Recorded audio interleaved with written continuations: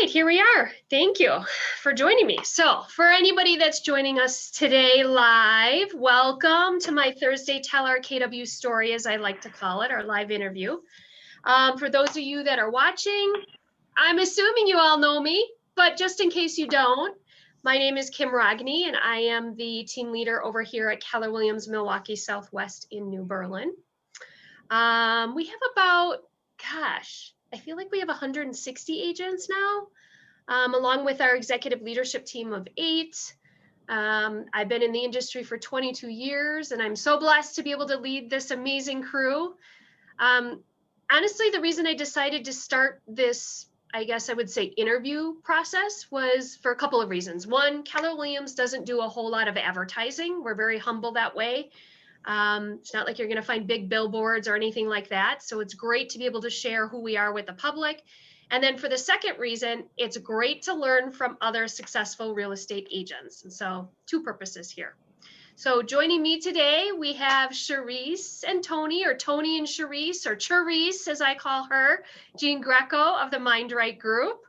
So we're just going to start and see what we can figure out here and learn. So we always like to start with, I guess, Tony, if you maybe want to start with sharing a little bit about yourself, maybe what you did before real estate, or just like how you got into this business. Sure, yeah. So Charisse and I are, first off, are extremely excited to be on here. Thank you, Kim, for inviting us. This is so awesome that you take the time to put this together. So Charisse and I launched our real estate business in February of 2016, I believe, right? 2016. We knew from the beginning that we wanted to operate as a team and not as solo agents. Team building was a big part of our previous industries that we were in prior to real estate. Prior to real estate, Charisse was an extremely successful retail manager for multiple top brands, including BCBG, Max Azria, as well as Victoria's Secret. And I was involved in the direct sales network marketing industry for many years and owned a couple of retail kiosks at the local malls. So we were both very entrepreneurial, and some things had happened in our life. Charisse had to transition out of retail due to some health challenges. The companies that I had partnered with in the direct sales industry had made some pretty significant changes with their compensation plan that had an impact on us. And so we were open, we were really open to look at other opportunities. We knew we wanted something where we could build a team. We knew we wanted something where there was no cap on our income potential. We knew we wanted something where we could work together because we're that really weird couple that does everything together. Like we're best friends, we're business partners, we hold hands and skip every day. It's,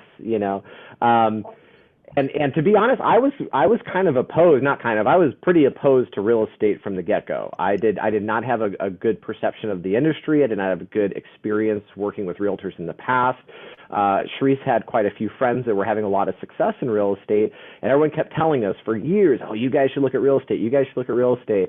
And I was like, I don't want to walk around with a blazer and a name badge and be a sales guy. And it was a limited view of the industry. And Charisse and I sat down with some really great, experienced people and really just opened our eyes to what this industry could provide, not only from a direct compensation perspective, but also how to build a business within it.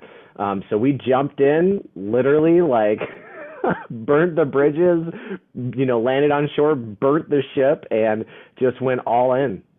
Yeah. That's awesome. I love that. Charisse, anything you wanted to add to that, or is that a pretty good summary? Yeah. That was a great summary. Okay, cool. Especially the skipping. Okay. Yeah. So anyway, so I know that your business is up significantly, and I guess I would like to find out a little bit about what you attribute that to, tools or models or systems that you're using. How have you built the business to where it is today? I think I'll let Charisse take the lead on that from because we have very different roles in our organization. Charisse is the CEO, CFO, and co-founder. I'm the director of sales, listing specialist, and co-founder. So we have very different roles in the organization. I'll let Charisse kind of take the lead on that because she studies these numbers. She knows exactly what's happening from that perspective. So go ahead, kind of take the lead on that, and I can share a little bit more about the sales stuff. Sure. So, I mean, I guess I would say from a profit standpoint, we're really up. And one of the reasons, for that is that, we had a tougher year in 2019. And it's also because we weren't tracking expenses or cost of sale or profit in our business. And we had some personal hardships that year. So there was really no relationship with that, with those goals or with that money. And so I made it a point to really dive into our models with Keller Williams, and the biggest one that I dove into was the budget model. I committed to that at the very end of 2019 and all through 2020, and really just stayed the course with it, implemented that system, started tracking really critical key indicators of our business, such as expenses, cost of sale, gross profit, net profit, just all of these things that we had no systems or relationships with prior to that. And for that reason, it really kept us on track as a whole, as a business and as a team, just knowing those numbers and saying, hey, if we do X, we'll get Y. And if we do, A, our ROI on that will be B. And so it's been a really eye-opening experience for me personally, but I think also for the team, because we're very transparent as a team and as a company, and we share these numbers and, just kind of casting that vision and saying, hey, you guys, like, when we stay on track with these numbers, this can allot us this. And so, the beginning of this, well, actually the end of 2020, just by tracking those numbers, we knew what we had accounted for. And for that reason, knew that we were able to now go into 2020 with a very significant hire that we needed to scale our business and to leverage other aspects of our business. And so, we just hired an executive assistant. Announcements coming soon for all of that. And it just felt really good that the guesswork was taken out of that. We knew exactly what we could do because the numbers really told the story and we had a relationship with those numbers. And so from that aspect, it's really been just amazing, just plugging into the budget model and seeing what that could do for our business in just 1 year. Yeah. And so while Charisse was really focused on how to manage our money, how to have a relationship with the revenue and the expenses and the cost of sale to maximize our net profit, my job was to get out there and generate as much revenue as we could with the sales team. So we have 2 full-time buyer specialists with the Mind Right Realty Group. I'm the listing specialist for the Mind Right Realty Group. So we have really 3 full-time salespeople.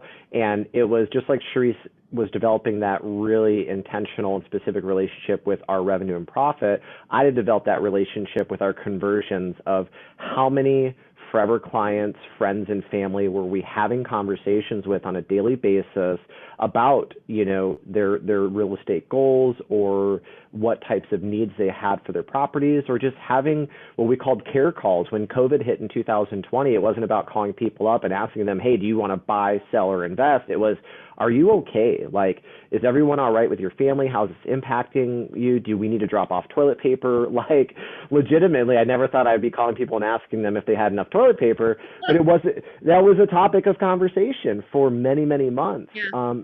So, whereas Charisse was working on the finance side, I was working really on the client conversations that we were having and helping the sales team really stay focused and not allow the fear or the reaction of the pandemic to control our destiny. We knew that we just had to double down on what we knew was going to provide value to our clients in the marketplace.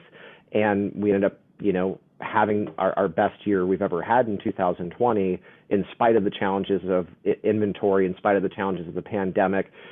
So we're very blessed and very fortunate, and we couldn't have done any of that without Keller Williams and their systems and models. Yeah, and if I it's so interesting. Go ahead, Charisse. Yeah, if I could just add to that really quickly as well, in addition to some of those things, I mean, one of the biggest tools that we were taught initially coming to Keller Williams was our 36 touch. And so I think it was just the perfect storm of all of that, right? Like using that 36 touch Mhm. to leverage some aspects of reaching out to clients, but also, coupling that with the care calls and then just really being strategic about tracking all of those numbers during the pandemic because until we knew we were essential in all of that. We didn't even know, would we have a business? How was this going to come out on the other side of all of this? So I would say that was another really big tool that we implemented very early, but also really helped us navigate through some really tough times this last year with COVID and the uncertainty of all of it. Yeah, yeah, for sure. And so I know that, our audience can be agents that are listening or somebody who wants to get into real estate that's listening. I guess Mhm. for the outsider looking in, why would you tell them they should join KW? Mm. We could spend our entire conversation just on this We'll be one here. We'll topic. be here all day, people. Get your popcorn. Yeah, we're gonna be here all day. Yeah, I mean, Charisse, do you want to take the lead? Because I know you literally bleed Keller red, so I don't know if why don't you take the lead, and I'll fill in anything that I also feel is important. Yeah, I mean, so I guess, you can look at it in a couple of different ways, right? So, I mean, there's somebody that is non-licensed and they're looking to get into this business. And I think one of the advantages that Keller Williams provides is really that we're the number one training company across all industries. So many times we've won this award that they literally booted us out and retired us and stuck us in a different category. So I would just say that if you are looking to really launch your real estate career correctly, and in a way such that by doing so can provide you with a great business and a great life. Keller Williams is really the company for you. And even as, veteran agents, right? Like, I think that in this industry, even veteran agents, there's so much opportunity to always grow and to always learn. And I think that it's always evolving, and we always need to be very on top of the constant changes that come with this industry. And so I feel like even if you're a veteran agent, and that component is maybe missing a little bit from where you're currently at. Keller Williams is a great company because we're always on top of the industry, and we're always learning, we're always growing, we're always looking for ways to push through our lid and get to the next piece of our business or piece of our personal life. And I would just also say everything stems from leadership. And we have a really great leader that's at the helm of all of this. And he has the ability to cast a vision. And what's more important about casting that vision is getting that buy-in. And so we have 180,000 agents, around the world that, they see this vision and they're very bought into not only where we are, but where we are going to go. And so I think, that trickles down. It's not top-down leadership, but it definitely trickles down to our regions and to our executive leadership team right here locally. And that makes a big difference when you want to run your business like a business. And so I really could talk about this topic all day long. It is one of my favorite things to talk about. Yeah. But we'll put a period right there and just know that this is just one of the best companies if you're looking to always, grow and evolve, whether it's personally or professionally. Yeah, I would agree 100%. I mean, the culture that Keller Williams has at a a holistic level from our corporate office, down to, like Sheree said, statewide, regional, and local, is a culture of abundance, is a culture of growth, is a culture of love and support, but also a culture of excellence. So it's not just we're all a bunch of, like friendly, like free loving people that don't also get business done. It's like we're some of the most high achieving, top producing agents, in every single area that we're in. But you can do that with love and respect and build a life by design, right? And have that work-life balance. So just the overall culture that this company embodies was just tremendous. That was the number one thing that attracted Charisse and I to Keller Williams. And we didn't start with Keller Williams. We transitioned here from another brokerage. And then for me, because I'm a tactician, I'm a very technical person too, is anytime I had a question about anything, like about scripts, I had questions about conversion, I had questions about marketing, I had questions about like, how do you have the most success in this business? There was so much information. There was just endless answers, mentorship, coaching. Like there's no way you can fail with Keller Williams because every system, every process, every model is available. And that's the template. And then you can modify it to match your personality. You can modify it to match your experiences so that it's still, you don't feel like a robot, just another cog in the wheel, but you know you have the systems for success that can take you where you want to go, regardless of what those goals are.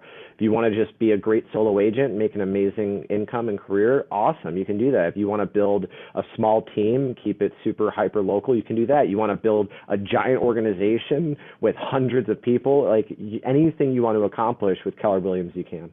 Yeah, that's so true. And, people don't realize that this is a tough business, right? The national average is somewhere between 80-85% that get in don't make it. Yeah. And because it's a business. And so I love that we have business conversations versus you're just here to sell homes. And it's, it doesn't matter what type of business you are running. There are systems and models to the success. And if you're willing to follow them, the sky's the limit. So yeah. And the last thing also that we don't talk enough about to other individuals, although we have a lot of internal conversations, is our focus on technology, and how important that is, especially with everything that's going on with our industry, of our culture of protecting the agent and empowering the agent and making sure that the agent is going to be competitive in this ever evolving industrial revolution of artificial intelligence and technology, like what Keller Williams is doing and what Gary Keller is doing with Command, our Keller Williams platform and everything. It's like, it's mind blowing. It's mind blowing that the technological advancements that this brokerage is also focused on. Right, while still taking care of the consumer, right? Because if you think about it, it's not just our industry. Every industry has changed so much over the last 5 years. And if we think about over the last 12 months, because holy man, we've been in this COVID situation for a year, I feel like many industries along with ours have advanced another 5 years in 12 months time frame. And look at us. We're sitting on this platform right now, which a year ago before COVID, if I said to somebody, hey, we're going to get on the screen and we're going to meet up and have an interview, they'd be like, what are we going to do? Right. It's crazy. Yeah, absolutely. True. So, okay, so that's the company portion, I guess. Let's dig into your business a little bit. So how many families did you help in 2020? Do you recall, like, how many homes did you sell in 2020? Yeah, we know exactly. I do recall. Do you want to take the lead with that, Director of Sales? Or otherwise, I can as well. Sure. So we helped 94 families in 2020, and about 2/3 of that were buyers, and 1/3 of that were individuals looking or needing to sell their home. And that was incredible, just the ability to have a positive impact on that many people's lives, especially in a year where more than ever people were frightened and people were scared, and there was just so many questions without answers. But real estate's still going to happen.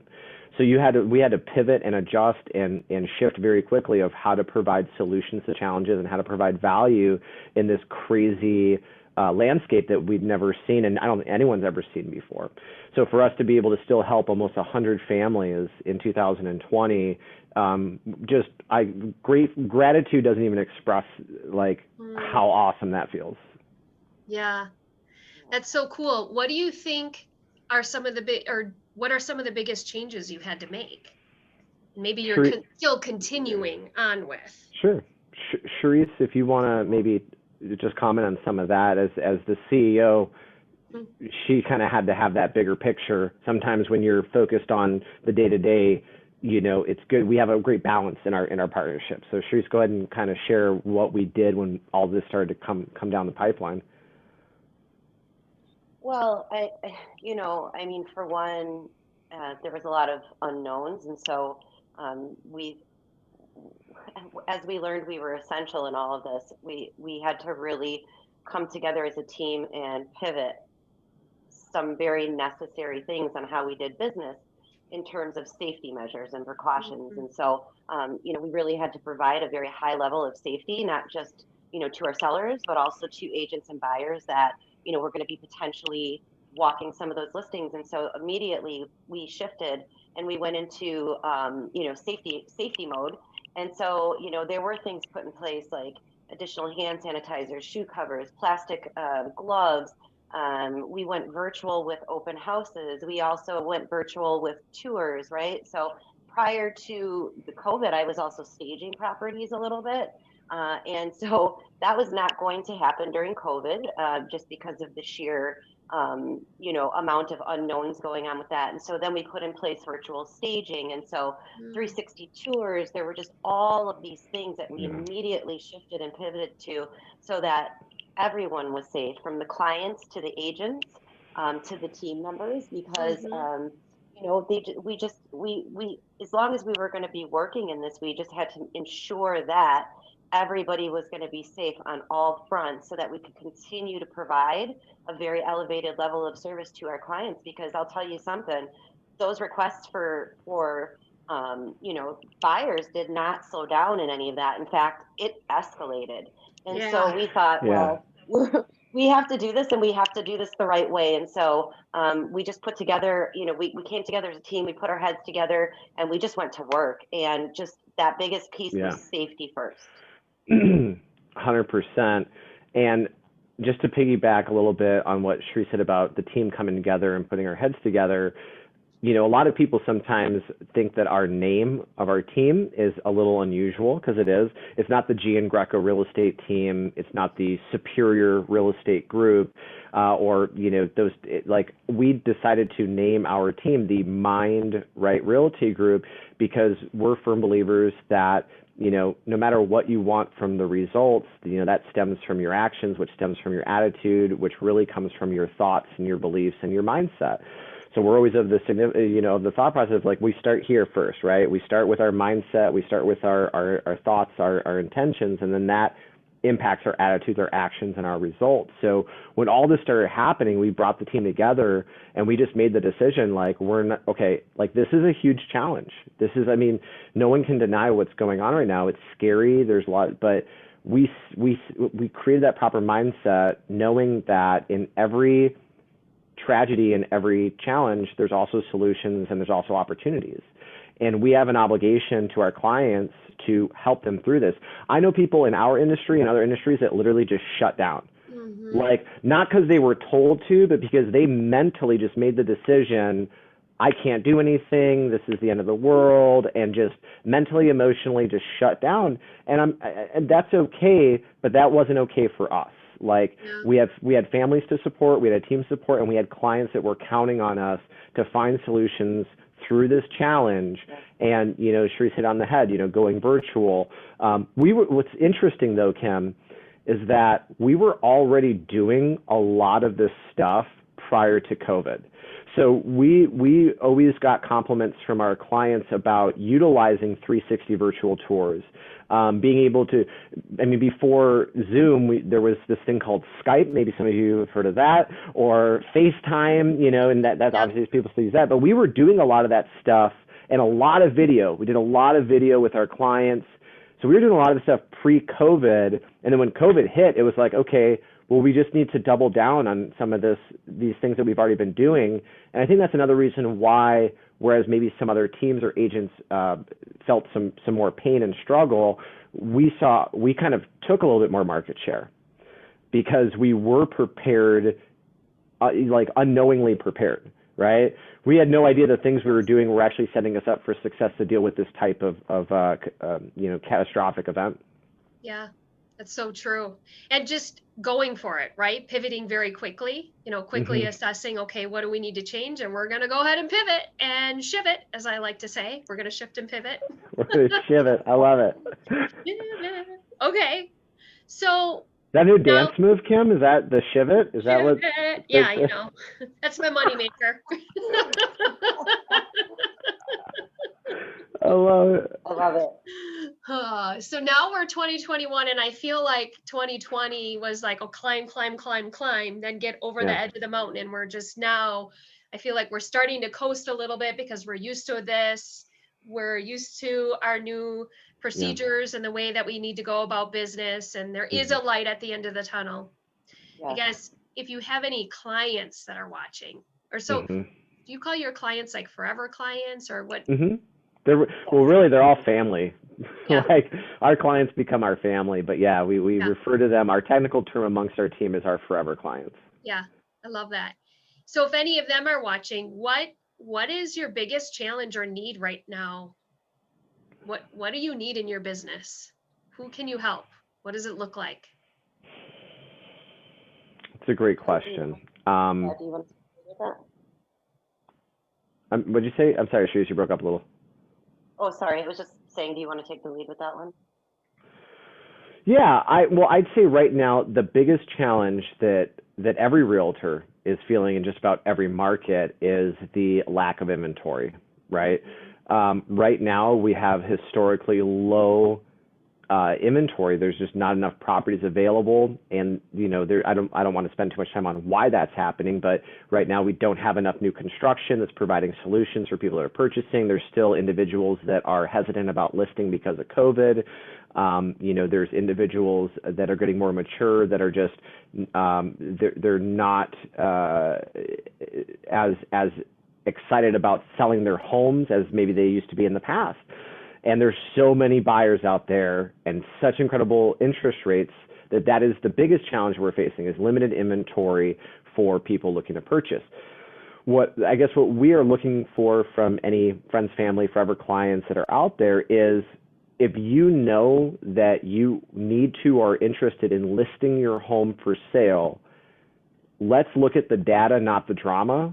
Let's look at the facts, not focus on the fear, because there are solutions out there. And we see a lot of people who are hesitant to list because their biggest question is, well, what am I going to buy? Well, over 60 of our 95 clients last year were buyers.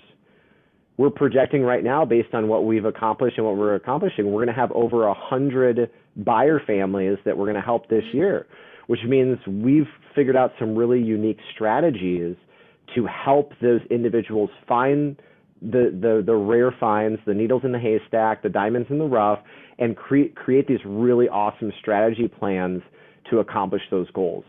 So again, I'm going to say it one more time. Let's focus on the data, not the drama. Let's focus on, the facts, not the fear. If you want to sell in this market or considering listing a property for sale, now is the time.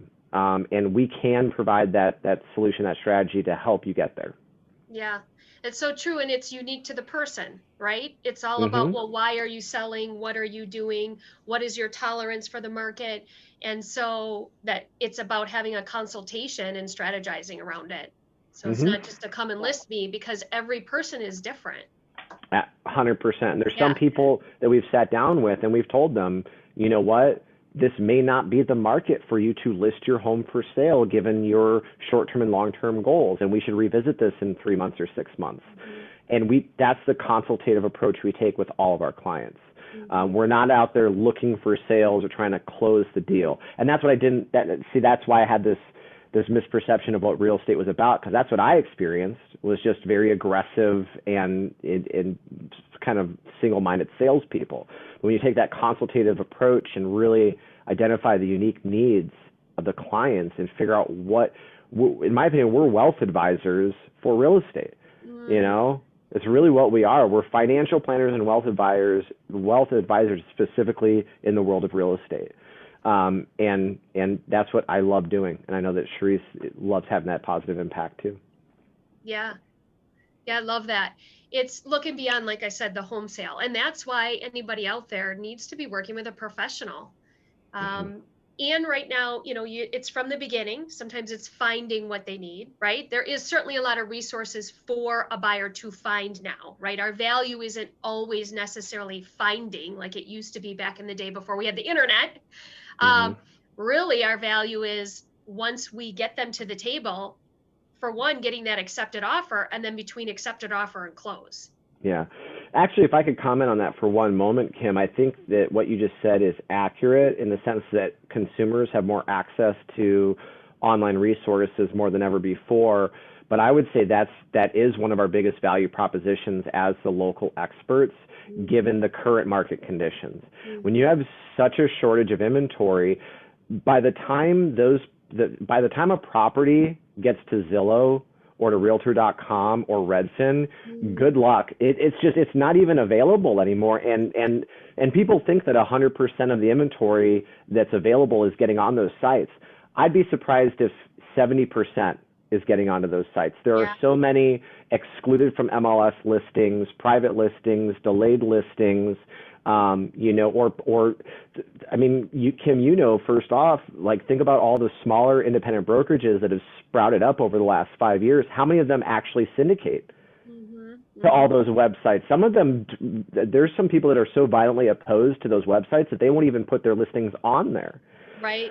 So I agree with you 100%. Our biggest value proposition is helping navigate, identify those needs, and create the strategies. But right now, more than ever, people need to be utilizing buyer specialists or realtors that know how to find that inventory that's not available through 350 websites that everyone else is looking at. Yeah, and the flip side too, Yes. the seller. So think about That's right. what you do with your sellers. So, okay, great. We can all be excited that we just got 20 offers, but man, that is a lot of data to decipher. Yeah, for sure. Charisse, I'm sorry, I kind of started rambling there. Anything you wanted to add? No. That was great, and I know that's something you're really passionate about speaking on. So I am. That's right. That's right. That's absolutely right.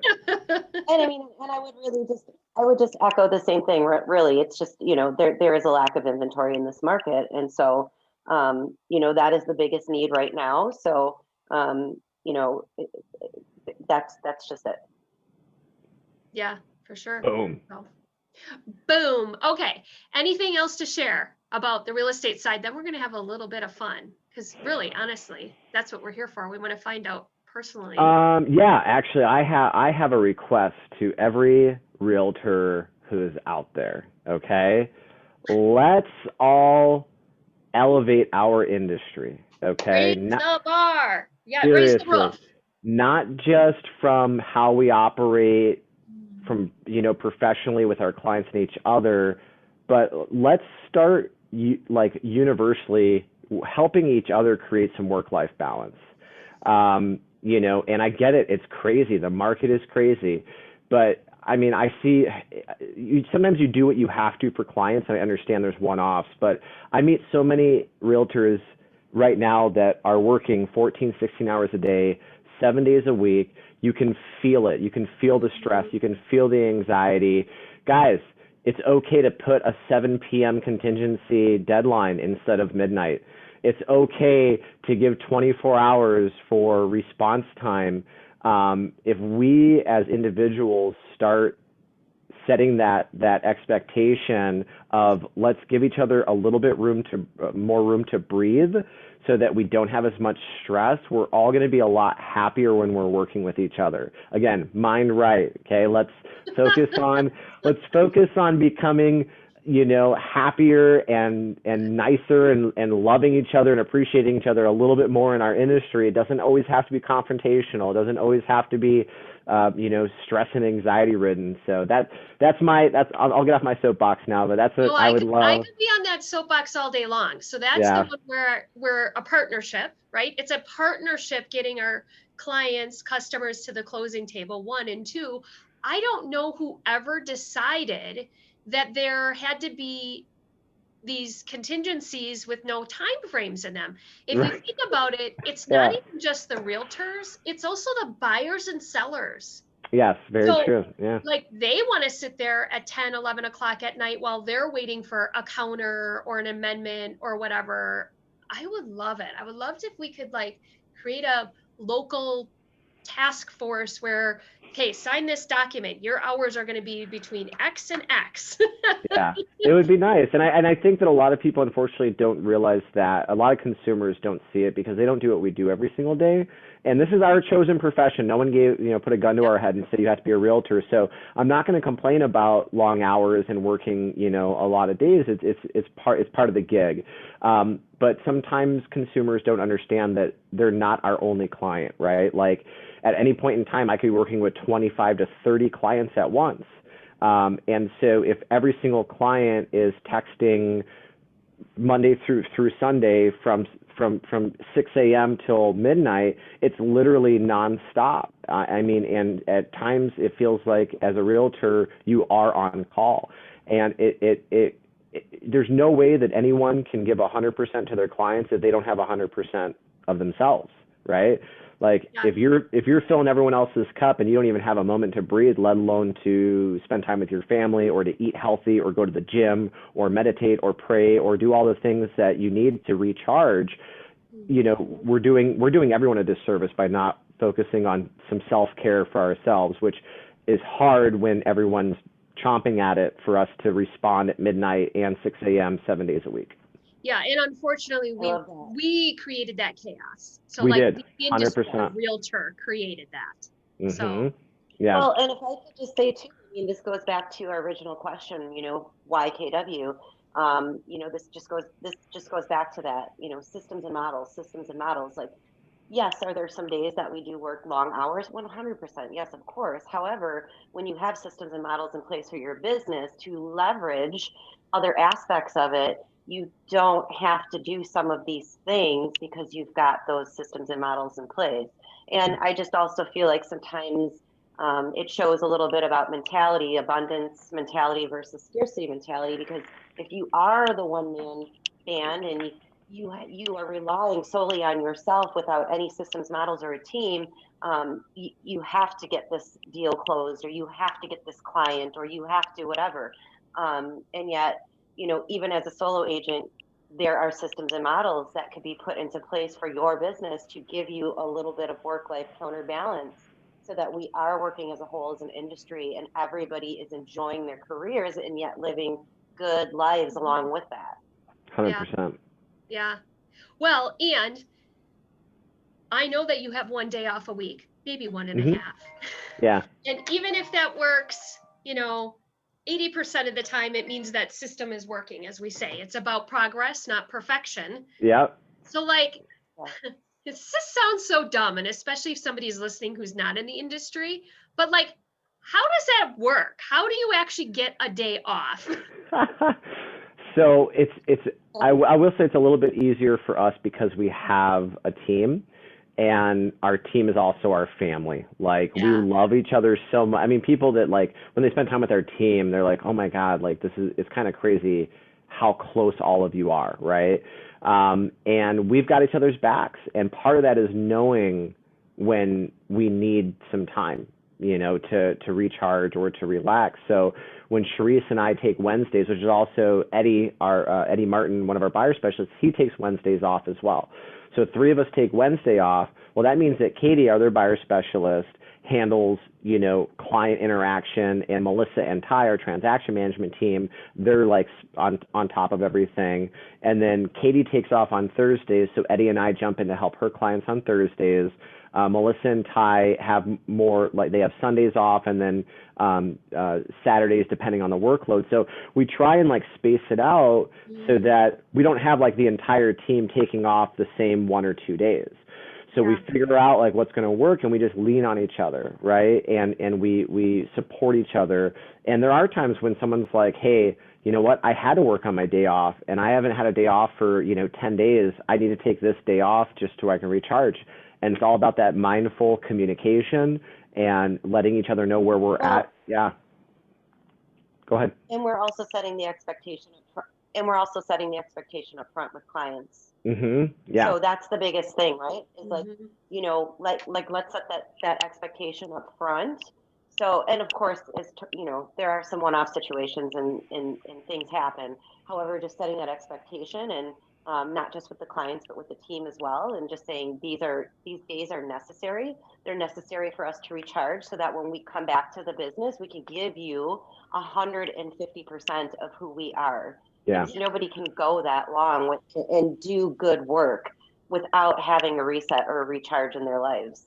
Right. And so it's funny because when Charisse and I started this, it was probably about 3 years ago. And we really looked at our business and we're like, what are the best days? And we're like, well, we don't really want to take this day off because this was a big day for clients, or this day was a big day for in-office team. So we established like Wednesdays was like the best day in the middle of the week. And so what we did was anyone who receives an email from Charisse or I, it says on the bottom, friendly reminder, we are off all day and evening on Wednesdays as well as Sundays after 2 p.m. When people get my voicemail is the typical voicemail, and then also friendly reminder, Charisse and I are off on Wednesdays and Sundays after 2 p.m. And so when I have clients now, they'll send me a text on Wednesday and then immediately follow it up with a, OMG, I'm so sorry. I just realized it's Wednesday. It's your day off. Call me tomorrow. And so again, it's setting those expectations. If you set the expectation with your clients that I work 24/7, you're going to have clients reaching out 24/7. If you let clients know, hey, listen, I'm in the business. When I'm in the business, I am in it, and I am laser focused, and I'm going to give you, blood, sweat, and tears. Also, my marriage is the most important thing in my life. My family is the most important thing in my life, just like you, Mr. or Mrs. Seller. Like that, those are the most important things in your life too, hopefully. So on Wednesdays, here is Katie's contact information. You're going to reach out to her, and then I will be following up with you on Thursdays when I'm back in the business. Same thing when we go on vacation. And that's also what's really cool about Keller Williams is if you don't have a team. Okay, you go. So I was just going to give kind of a tip, right? So if we're lucky, we have a team. If you do not have a team, you're just a solo agent. And it doesn't matter if you're with KW or another brokerage. One of the things that you can do is just partner up with, one or two other really great, strong agents and say, hey, so-and-so, I would love to have Wednesdays off. Would you mind covering my business for me on Wednesdays? And if you want off on Thursdays, I will cover your business on Thursdays so that you can take a day off. And again, I know what Tony was alluding to, like we take vacations and, we have other backup agents in our market center that are just so willing to jump in and say, I've got you guys covered. We'll make sure that things are handled while you're gone. Yeah. I love it. Think about it like if it's a stay-at-home mom or whatever, or stay-at-home dad or whatever, or a couple that wants to go out, like I'll babysit for your kids, you babysit for my kids, or it's the same concept. So it is, and honestly, that's unheard of in our industry. It's unprecedented, unheard of in our industry. When I talk with and meet, and I'm not knocking any other brokerage, okay? I think every office and every brokerage has its unique strengths and pros and cons, just like Keller Williams. Keller Williams isn't perfect, no one is, right? But I will say that I've yet to find another office or brokerage or agent who's like, oh my God, in my office, when I take off this day, I have 5 agents that'll cover for me. No, a lot of times it's every man for themselves. It's I can't worry about you. I have to focus on me and mine. And when we have that, or competitive, like, well, I don't, or people that don't want other agents to interact with their clients because they're worried about them stealing their client. I mean, it's just, it becomes so crazy that it's hard for me to wrap my mind around because we work in such an abundant and loving and amazing environment where like all ships rise with the tide. Everyone helps everybody to the point where it's almost like, okay, I only need like a handful. I don't need 160 agents, but it takes a village. And that's what's really cool about what we got. Love it. Love it. All right, let's dig in and learn something. Though some people probably know what some of you like to do personally.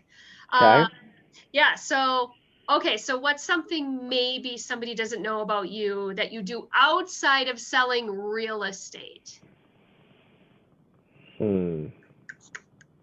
I mean, I Charisse? could play some music and Charisse could show us, but yeah.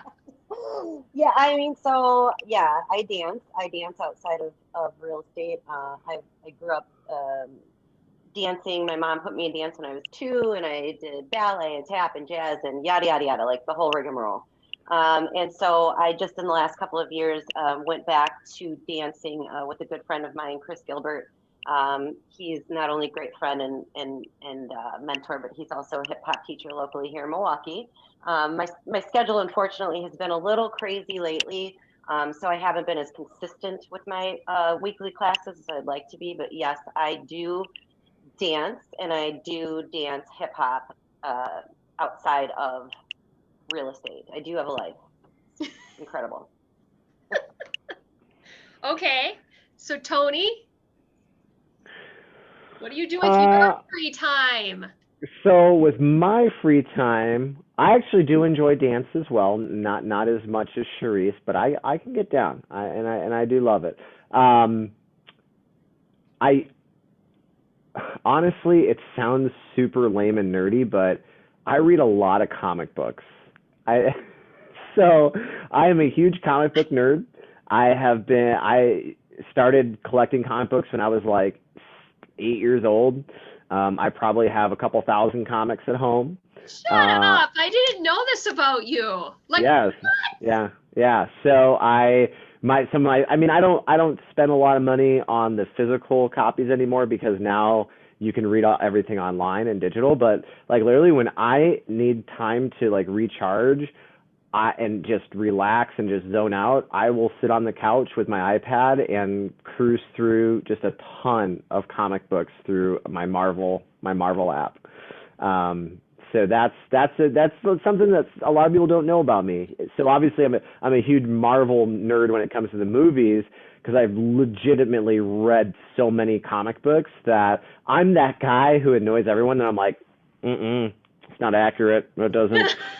That character's power set is definitely not represented accurately in this film, but I like what they did. So I nerd out a lot. Yeah. That is nerdy. You'll be surprised, Charisse, how many comic book T-shirts do I own? Enough. That's the number. Enough. It's like every single one of my T-shirts is either a comic book or Keller Williams. It's like onward, next day, Captain America. Next day, new mindset, new results. Next day, X-Men. So it's Okay. It's easy to buy for. I mean, easy. How easy is that? All right, so let's just pretend that resources were unlimited, money was unlimited, talent was unlimited. It didn't really matter. Like you could have the dream job, whatever it is that you wanted, anywhere in the world doing anything. What might it be? I already know what I would do. Charisse, do you know what you would do? Oh, does sitting on a beach with a drink and reading a job? Great books count as a dream job? Well, it could be if you worked for like job? Travelocity or something. Maybe you have to put reviews online. There you go. Well, that would be a dream job, but I would say probably my true dream job, and it probably wouldn't even be a job, but like I would love to own my own studio, dance studio someday, and just get people together and watch that energy and synergy unfold and choreography and just all of the cool stuff that comes with that community. I like to create. So my mind is always clearest and the most focused when I'm in creating mode. And so just to have a studio where creativity is happening on a high level, like every single day, and I'm just plugging into it and watching it unfold, that would be my dream job for sure, 100%. My dream job would be to write and coach and speak publicly and train. Not necessarily about real estate, just in general, lots of subjects. I have a list of potential books. One of them being a graphic novel, because I'm a super nerd and I really want to write my own graphic novel. But more so creating amazing personal growth and development literature that also has strong character development, that people can get immersed in the parable or the story, and then be able to coach, train, and positively impact the lives of other people is something that I really love and am passionate about, and can't wait until I can do it full time. Yeah, cool. Okay, 2 more questions, and we're going to go. I'm going to start with you, Tony. Mm-hmm. And you can answer one of them or say neither. Coffee or tea? Coffee. Wine or beer? Both. What color wine? Red. Cupcakes or chips? Yeah. Both. He'll have this, Cecil. Cupcake. I would totally put chips inside, like in a cupcake. The crunch would be great. Salty, sweet, yeah. Okay, dog or cat? Dog. Okay. Charisse, coffee or tea? Coffee. Wine or beer? I will drink both, but I prefer red wine. Cupcakes or chips? Cupcakes only if they're homemade. Very specific. Okay, like vanilla, chocolate, red velvet, like what? Yeah. Any? Vanilla. I love vanilla. Okay. Dog or cat? Yorkie. So dog. Yes. Because you guys have, I know you have a dog. Do you have cats? Do you have? No. No, I didn't think you did. We have two Yorkies. All right. So lastly, this is going to be hard because I know you guys are forever learners, but like, can you name your top either book or podcast? Like, and it may be like of the moment, right? Because when we're forever learners, we can get obsessed in the moment, but let's just share like a book or a podcast that we really like. I will share with you. Yeah, so Oh, hi. Should I go first? Okay, I'll go first. Yeah, you go ahead. I'll share with you my top 3 podcasts, which are Think Like a CEO, Empire Building, and the One Thing podcast. Those are my top 3. They are in rotation all the time, and they are part of my morning ritual. And then one of the best books I probably read that isn't like super like data driven or businessy or whatever, but it is a business story, was From Pixar to Beyond. And it was just a really, really great read. I think I gifted you that one too, Kim, because I loved it so much, and I thought that you would love that story as well. But it's From Pixar to Beyond, and it's all about the Pixar story and that journey of where they were and how they started to who they are today, which is just incredible. But it's in the form of an actual story, versus like just the hard data of how that happened. It is one of those books that is very inspiring, and I go back to it at least once a year to reread, because it's just it's a great story. So I have so many books I could recommend, but if you want something about business that isn't too business heavy and very inspiring, To Pixar and Beyond is one of my favorites. Love it. Take it, Tony. Okay, so it's hard for me to pick one. Some podcasts that I am in love with, though, is Brian Johnson. He has a podcast called Optimize. I really enjoy. I also really like The Next Big Idea from Wondery. That's really cool. It's like Dan Pink, Malcolm Gladwell, and a bunch of other guys that literally read every nonfiction book that comes out, and then they pick their top ones, and then they interview the authors. So it's The Next Big Idea. And then also, I really do, from a real estate perspective, I really do enjoy Tom Ferry's podcast on real estate. As far as books, so I have a book that I've read, I think, 3 times now, and I'm committed to rereading it at least 1 to 2 times a year. And that is Becoming Supernatural. Did it come with a cape? I wish. This is Dr. Joe Dispenza. Some people are familiar with his work. I posted a lot of his stuff on Facebook as well, but it's just a really incredible book that looks at things from a spiritual, emotional, physiological perspective of how we can just become the best versions of ourselves and how we can elevate ourselves to becoming supernatural. And so I dig it a lot, and it resonates with me. It may be a little out there for some people when you start talking about quantum physics and how everything is energy and waves, not particles. But for me, it really helps put everything into perspective in life.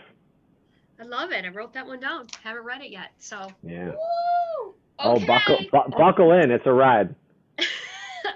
All right. Well, thank you for gifting of your time. This Yes. has been a pleasure. And we're out. That's all we got. So Thanks, Kim. go be amazing, everyone. Bye. Bye. Have a great day. Bye.